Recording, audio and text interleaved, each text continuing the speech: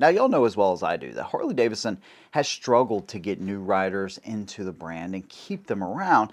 But what if I told you about a motorcycle that Harley Davidson already makes, that's already here in the United States, that could actually reverse course for them completely, but they just flat out refuse to sell this to Americans?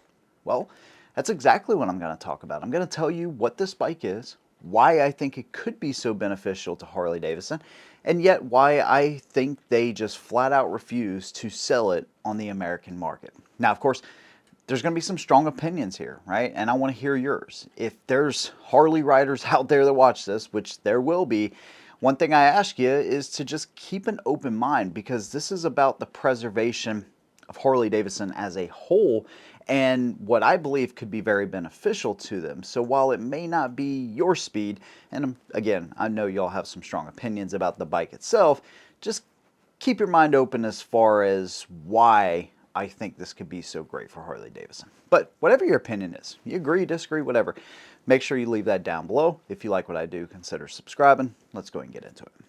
So what is the bike? Well, it's the X350RA. Now, this is a parallel twin 353cc motorcycle that's pushing 36 horsepower. Okay. Now, they also make the X500 RA, okay, and so this one's going to bump it up to about like Iron 883 specs, so you're going to be, right there about 50 horsepower. Still, parallel twin, liquid cooled, flat track inspired type of motorcycle. It's based on the XR750, and it gives you that kind of old school Harley Davidson flat track appearance. So that is one thing about this bike. It's not like it looks so different from everything else out there, like the Sportster S, or even something they were trying to come out with a few years ago, which was the Bronx, right? It looks like an old school Harley Davidson.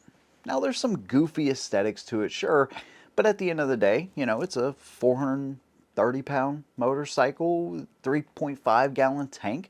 So again, that should sound pretty familiar, as far as like comparing it to some of the Sportsters, the old Sportsters, by the way, the ones I actually like. But then you also have, of course, ABS, LEDs all the way around. It even is set up for you and a passenger, which you and your passenger better be like, I don't know, 125 each maybe to kind of get around. If you're any heavier than that, yeah, good luck with this thing at 36 horsepower. Either way, it's still set up for that. Now, I know there's going to be some differing opinions here, but I think these bikes specifically that Harley is already making, when you hear some of the numbers I'm about to tell you and what other manufacturers are already doing, to me, it's just like, why is Harley just not taking advantage of this? But here's one thing I want to go ahead and throw out there. If you're looking at getting your first motorcycle, or maybe you're looking at adding your sixth steed to the stable, I'm actually giving one away right here on the channel. This is the 2020 Harley Iron 883 that I'm going to be customizing fully for one of y'all. I got a whole list of things I'm doing on it, but we're going to save that for another video. Just know this thing is going to look freaking awesome to whoever ends up winning it. Now, I partnered up with Fan of them because they're veterans and we like supporting veterans. And they also do something really cool. They keep the time frame small, which keeps the pool of entry small. So last time, in our first giveaway, the Indian Scout Bobber, we had less than 400 entries, and I expect this one to do about the same. So it gives you the best possible chance at winning something awesome. And the entry process is super easy. Now, our very first winner out in Wyoming, it was his very first motorcycle too, which was actually pretty cool. So I can't wait to see who wins this one. When you click the link, that will get you the sign up, of course. So it'll get you entry into the motorcycle giveaway, and then Headshot Nation, the only gun and motorcycle community on the entire internet, where you get early access, ad-free, exclusive videos, behind the scenes of what I do. Plus, you can message me, you can message other community members, start your own thread, start a conversation with somebody, share your pictures of your bikes, whatever you want to do. It is a fantastic, one of the best, if not the best, community on the entire internet.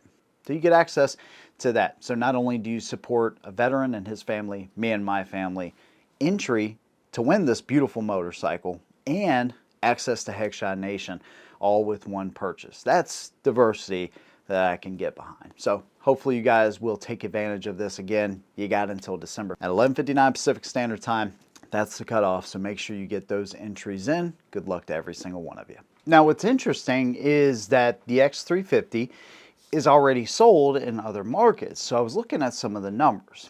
Harley Davidson sells, or I think they sold, 163,000 bikes in 2023. Well, in Europe, Africa, and Middle East, they actually sold 27,000. In Asian market, almost 27,000. In Latin America, almost 3,000. So almost a third of their bikes are actually sold overseas. That's pretty significant. So even if you were to get 10, maybe 20% of those types of sales numbers in the United States, that could be a really big bump to the company. So even though those markets are looking for something different, some of them are obviously more friendly to the motorcycle market. There's a lot more motorcycles over there anyways. Still, that's pretty significant. But it's not just the X350, which is coming in at like $8,400, right? You also have the X440. Like 17,000 of these were sold in India last year. Again, a very significant number, and I understand it's a different market. The X440 is a different bike too now. It's a single cylinder air and oil cooled motor that's like 27 horsepower. So keep that in mind, right? You'd have to have more horsepower in the United States for sure, but not everybody does interstate riding. Not everybody's looking to go cross country either, right? Now, that bike, if I'm doing my conversions from rubles to US dollars correctly, is under $3,000. You add a specialized paint, it's like $400, or and then I think the S model is like 40,000 more rubles, right? So it's what, $800. So a sub, $3,000 motorcycle from Harley, to me, that's incredible, right? And it still has a lot of those same features. It still has ABS, it has LEDs all the way around. Sure, it doesn't look like your traditional Harley, and you may scoff at the look of this motorcycle, but younger people don't like see Harley Davidson through the same lens as what we do, or maybe you do, right? They see these cheaper motorcycles that they're able to kind of get into riding, but they also don't have to take out these massive loans, because remember, in the United States, these things are treated, or loan companies treat them like boats, right? It's like a luxury or a leisure item that's not intended for everyday use. Even though you can, and some people do, that's not the way they're viewed in the United States. And hell, maybe that's even part of the problem. Trying to get banks to view motorcycles in a friendlier way, right? If you have friendlier options for motorcyclists in the United States, lane splitting and actual motorcycle lanes, to let people know, like, dude, we want motorcycles on the road. Everybody talks about emissions and overcrowding and all this kind of stuff. Make it feasible, right? If you're going to do new road construction, make it mandatory where you have motorcycle-specific lanes. So that could be a big, culture shift as well. But just talking about Harley Davidson, you're talking about a buttload of motorcycles that are just out there in other markets. Now, the X350 RA is already here, right? They train people on these bikes every single year. Now, since late 2022, they replaced the street model with the X350 RA. Now, you may be saying, well, how many people really go through that? Well, they just celebrated 1 million riders through the Riding Academy. It makes them actually the biggest motorcycle academy in the United States. You're talking about, what, roughly 50,000 people a year, a little bit less? How many of those people will go through the course, super excited about passing it, and then walk into the dealership and say, dude, I want that motorcycle I just learned on? Accessories, jackets, helmets, the whole deal, it all comes with it, right? And there's going to be a lot of people that buy that stuff to go with it. But if that bike's not available and the next cheapest thing you have is a $11,000 or $12,000 Sportster, or a Nightster, or a $17,000 Sportster S, that's a hard sell for a lot of people, especially for their first motorcycle. Surely there's some people that go in there and they buy the biggest and best bagger that Harley has, but there's going to be a lot more, I think, that would go in there and buy that X350 RA or a 440 or a version of that. Maybe you do give it a traditional V-twin that's liquid cooled, or a V-twin appearance, but it's liquid cooled, right? So you give them some more, you give Americans a little bit more horsepower, but at the end of the day, you still give them the aesthetics of an old school XR 750 Harley Davidson race motorcycle. To me, I feel like they're missing out on a bunch of people there that could potentially get out of the academy and buy that motorcycle. Now here's a statistic that I think is just wild. Honda last year sold 18 million motorcycles. They sold 459,000 just in North America. Now, of course, that includes Canada and Mexico, but a majority of those are going to the United States. They've sold more in North America than Harley does worldwide by like almost 3 times. What kind of sales would Harley Davidson do if they were just willing and ready to say, hey, we're going to keep our baggers, that's our bread and butter, right? We're going to keep innovating and trying new things, but we're also going to offer a really budget line of motorcycles. Will they have to be made overseas to keep that price down? Yes. But just like what I talked about a few months ago, where Harley's going to take their Revolution Max bikes, move it to Thailand temporarily, whatever that means, bring it back over here, are they going to pass that savings on to you and me?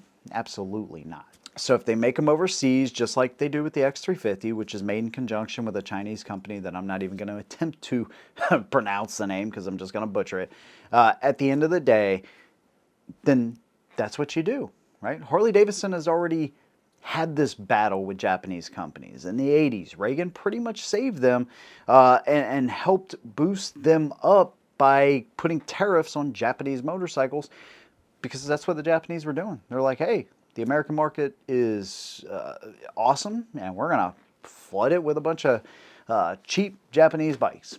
Harley Davidson has already had this struggle, right? Even if you look at somebody like Kawasaki, right? They've 444,000 bikes sold worldwide last year. Even they are selling more motorcycles.